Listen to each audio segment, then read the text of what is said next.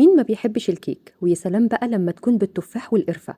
طبقات من الكيك مع طبقات من حشوة التفاح. الأحلى بقى إنها هتكون بصوص كده منها فيها بتركة بسيطة قوي هتعرفوها واحنا بنحضرها.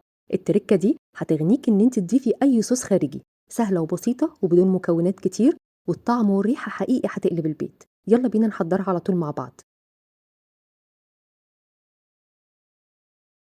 أول حاجة هنحضرها مع بعض هي حشوة التفاح والقرفة.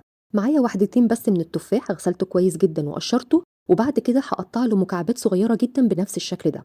بعد كده هضيف معلقة صغيرة من عصير الليمون علشان التفاح يفضل محافظ على اللون بتاعه فاتح وأبيض، وهقلب كويس قوي. بعد كده هضيف معلقة كبيرة من القرفة. القرفة من الحاجات اللي بتليق جدا مع حشوات التفاح. هضيف كمان نص كوباية من السكر البني أو السكر الأبيض، وأقلب الحشوة كويس جدا جدا مع بعض. كده خلاص الحشوة بتاعتي بقت جاهزة، أسيبها بقى على جنب. ودلوقتي نحضر مع بعض خليط الكيك. أول حاجة هنحضرها المكونات السائلة. معايا 3 حبات من البيض بدرجة حرارة المطبخ. بعد كده هضيف معلقة صغيرة من الفانيليا السائلة أو الفانيليا البودر. هضيف كمان نص كوباية من السكر الأبيض. هقلب بقى المكونات كويس جدا جدا قبل ما أشغل مضرب الكهرباء، وممكن طبعا نستخدم الهاند ويسك. بعد كده هخفق المكونات كويس قوي لحد ما اللون يكون فاتح جدا جدا والقوام يكون كريمي بنفس الشكل ده. الخطوة دي بتطلع معاكي كيكة هشة وخفيفة جدا. بعد كده هضيف نص كوباية من الحليب الدافي، وهضيف كمان نص كوباية من الزيت النباتي، وأقلب كده لمدة دقيقة. كده خلاص المكونات السائلة بقت جاهزة. نحضر بقى المكونات الجافة. معايا كوباية ونص من الدقيق المنخول، وأنا استخدمت دقيق متعدد الاستخدامات، مهم جدا ننخله. بعد كده هضيف ذرة صغيرة من الملح. هضيف كمان معلقة كبيرة من البيكنج باودر، معلقة صغيرة من القرفة المطحونة، وهضيف كمان رشة بسيطة من جوز الطيب. جوز الطيب برضو بتليق جدا مع الحشوات اللي فيها تفاح وقرفة. وهقلب المكونات الجافة كويس جدا جدا لأن فيها بيكنج باودر، مهم جدا يتوزع علشان الكيكة تطلع معاكي مرتفعة وكلها ارتفاع واحد. أجيب بقى المكونات السائلة بتاعتي وأضيف عليها الخليط الجاف أو الدقيق. هضيفهم كده على مرتين، وبين كل مرة والتانية بقلب لحد ما الدقيق يختفي خالص. كده خلاص خليط الكيك اتشكل معايا. استخدمت كمان الاسباتيلا علشان اتاكد ان مفيش دقيق في الطبق من تحت خالص. خليط الكيك بيبقى لا هو خفيف قوي ولا هو تقيل قوي، كده مظبوط جدا. نيجي بقى لاهم خطوه في وصفه النهارده علشان تعبنا ده كله ما يروحش على الفاضي. لو انت متاكده بنسبه 100% ان الصينيه اللي انت هتستخدميها غير لاصقه، يبقى هتحطي كده معلقه كبيره من الزبده وتوزعيها كويس، وبعد كده تبدريها بالدقيق. ولكن لو انت مش واثقه فيها يبقى مهم جدا ان احنا نحط ورق من الزبده علشان الكيكه تطلع معانا بمنتهى السهوله. احنا حاطين فيها حشوه من التفاح والسكر. السكر ممكن جدا ان هو يتكرمل ويلزق في الصينيه من تحت او من الجوانب، فعشان كده لازم نحط ورق من الزبده.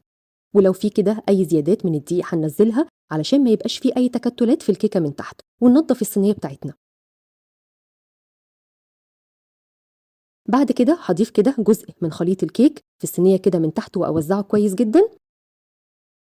وبعد كده هضيف نص الحشوه اللي احنا جهزناها مع بعض، وهوزعها كويس قوي علشان كل قطعه هنقطعها من الكيك يبقى فيها كده حشوه التفاح وتبقى جميله جدا. هنجيب بقى ستيك كده او سكينه رفيعه ونقلب برفق بالراحه جدا جدا الحشوه مع خليط الكيك. انا مش عاوزه ان الكيكه تبقى فاصله كده من بعضها بالحشوه، عاوزاها كده برضو تكون متماسكه مع بعضها. هنخلط بالراحه جدا جدا الحشوه مع خليط الكيك من غير ما ننزل التفاح تحت. وبعد كده هنحط النص التاني من خليط الكيك وبرضو هوزعه كويس جدا. واخر حاجه على الوش كده هضيف النص التاني من حشوه التفاح. كل الصوص اللي نزل من التفاح دوت هنضيفه، هو دوت اللي بيعمل الصوص الداخلي في الكيكه وبتطلع معاكي طريه وحلوه جدا جدا.